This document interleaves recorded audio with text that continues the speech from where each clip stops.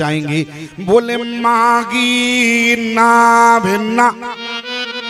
अच्छा, इस पंक्ति में एक ना शब्द आ गया है, तो कुछ लोग कहते हैं कि भगवान ने नाव मांगी ही नहीं, तो गोस्वामी तुलसीदास जी ने दूसरी जगह लिख दिया क्या, तुलसी जिनके पद पंकज थे प्रगति तट निजो हरे अगे गाड़ी ते फिर वो या सरिता तरवे को मांगते नाव करारे ठाड़े।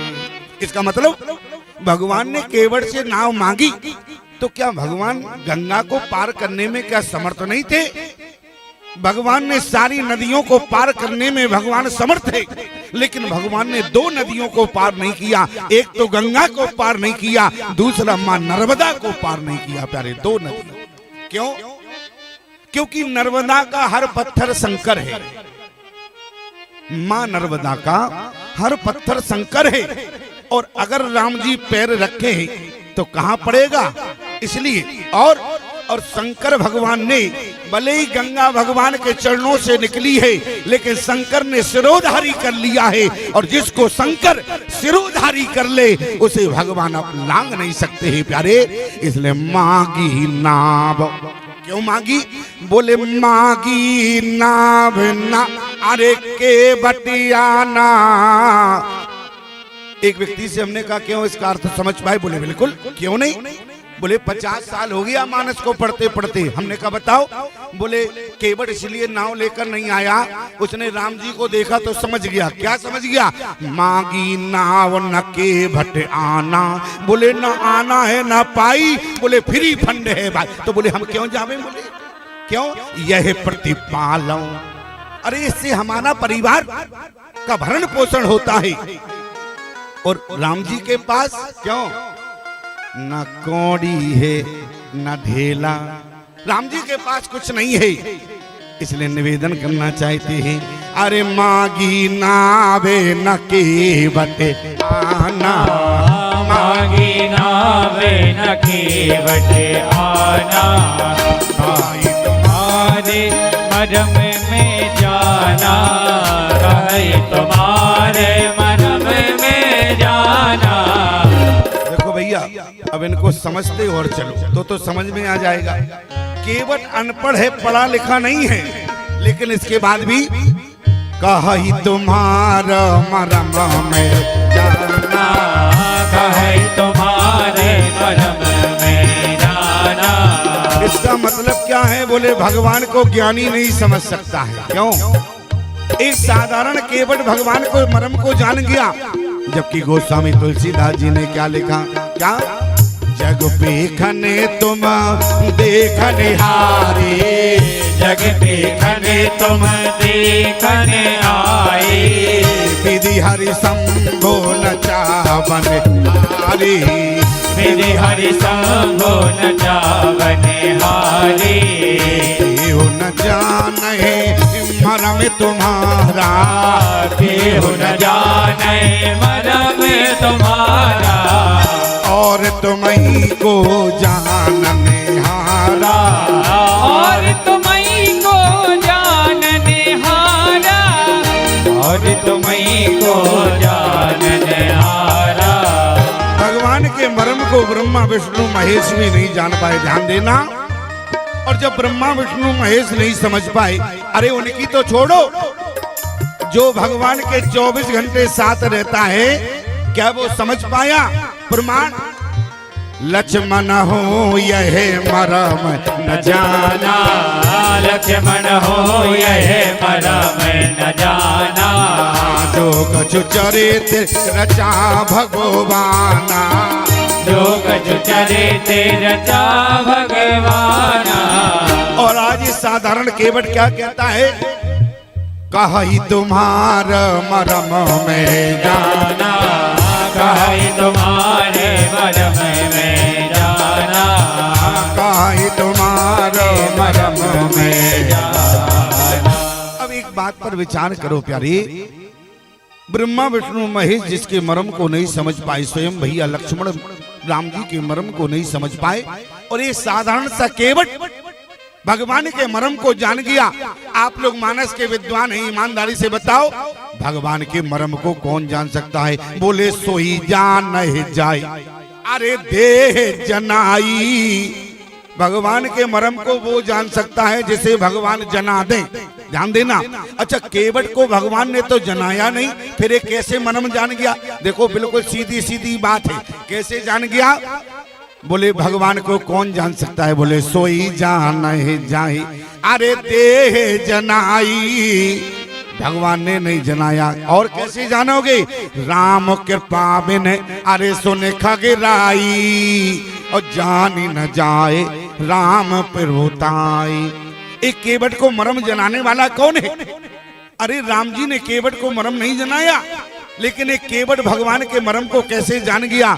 मैं अगर आपसे निवेदन करूं, भगवान के मर्म को वो जान सकता है, एक तो जिसे भगवान जना दें, और दूसरा कौन जान सकता है? बोले सोई जान है सत्संग प्रभाव। जिसने जीवन में सत्संग किया हो वो भगवान के मर्म को पहचान जाए। ईमानदारी से बताओ, अगर माता सती शंकर भगवान के साथ गई, अगर सत्संग कर लेती तो भगवान को पहचान जाती। इसलिए शंकर मन अति क्षोभ, अरे सती न जाने मरम सोई। और मास दिवस कर दिवस भा मरम न जाने को। अरे भगवान के मर्म को कौन जान सकता है? अगर सत्संग जीवन में किया होगा तो भगवान के मर्म को समझ जाओगी। आप कहें केवट ने कहा सत्संग किया है? जरा ध्यान दो। जिस समय लक्ष्मण निखात को समझा रहे थे, लक्ष्मण और निखात के बीच में जो सत्संग हो रहा था वो केवट ने सुन लिया। इसलिए कहा तुम्हारा मर्म में जाना। लक्ष्मण बोले सुनो, 1 घंटे से तुम ये मरम दिमाग खराब कर रही हो, क्या मरम जानते हो हमारे भैया का? लक्ष्मण ने जोर से कहा। केवट बोला तुम नहीं समझ पाए, लेकिन मैं मरम समझ गया। मरम क्या है? अरे छुअत सिला भाई, यही तो मरम है। बोले छुअत सिला भाई नारी सुहाई, और पाहन ते न काट कठनाई। और कहीं इनने चरण रखा और हमारी नाव नारी बन गई तो? अरे लक्ष्मण बोले क्या हो गया? अगर नारी बनेगी तो नारी बन जाएगी, घर में एक है दूसरी और आ जाएगी। केवट बोला तुम क्या जानो, एक ही के पीछे तो बुरा हाल है, दूसरी और आ जाए तो और भाभी और हो जाए। क्यों भैया? अच्छा ईमानदारी से बताओ, एक जीवन में है तो कितने परेशान हो? क्यों भैया? अगर एक जीवन में है तो कथा सुनने का समय नहीं है, और अगर कहीं दूसरी होती, अरे एक जीवन में है तब तो रात्रि में 10 बजे सो पाते हो, सुबह 5 बजे उठना पड़ता है। और कहीं जीवन में 2-2 होती तो जैसे दिन चला गया जागते जागते, वैसे रात भी चली जाती। इसलिए ध्यान देना। आज केवट ने कहा कि भैया, लक्ष्मण ने कहा देखो इन नारी तो भगवान ही बना सकते हैं, लेकिन केवट ने कहा मुझे स्वीकार है, लेकिन लक्ष्मण मैं केवट जाति का हूं, मैं केवट जाति का हूं, और हमारे घर में नारी का प्रवेश होगा तो हमारी जाति की नारी का प्रवेश होगा। आज समाज में अंतर जाति विवाह हो रहे हैं, ध्यान देना। लेकिन ये साधारण केवट अनपढ़ है, अनाड़ी है, लेकिन केवट ने कहा कि हमारे घर में अगर नारी का प्रवेश होगा तो केवल हमारी जाति की नारी का प्रवेश होगा। बोले क्यों? क्योंकि रोटी और बेटी एक जाति से संबंधित होती है। क्यों? रोटी और बेटी एक जाति से संबंधित होती है।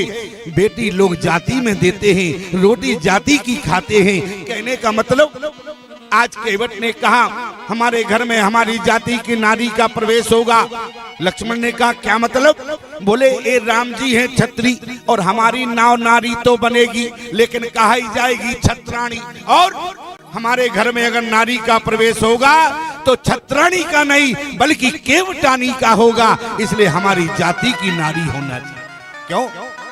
मैं विरोध नहीं कर रहा, लेकिन हमारे घर में हमारी ही जाति की नारी का प्रवेश होगा। लक्ष्मण ने कहा चलो ठीक है, तुमने बोल लिया। बोले अब नारी बन जाएगी तो क्या दिक्कत है? केवट ने कहा यह है प्रतिपालौ एक ही है और इसी से हमारे परिवार का भरण पोषण होता है। इसलिए यही प्रतिपालो सब परिवारों। भगवान ने कहा देखो केवट ऐसी बात नहीं है, वो तो नारी पहले से थी, मैं थोड़ा सा हमने चरण रखा, रज लगी कि वो पुनः नारी बन गई, वो तो पहले से नारी थी। केवट ने कहा मैं कुछ नहीं जानता। क्यों? केवट तो केवल भगवान का चरणों तक चाहता है, ध्यान देना। क्यों? ये जो भक्त केवट है ना, ये भूमिका बना रहा है। क्या? ये भूमिका बना रहा है, इसलिए केवट तो चरणों तक चाहता है। और केवट जैसा कौन होगा? प्रभु पाद पंकज की, प्रभु पाद पंकज की पादुका किसी ने पाई, किसी ने पाद रज को शीश पे चढ़ाया है। रेखा जाल देखा किसी ने पाद पंकज का, किसी ने पाद पंकज में ध्यान को लगाया है। क्यों? ये चारों पात्र समझ में आ गए कि बता दे?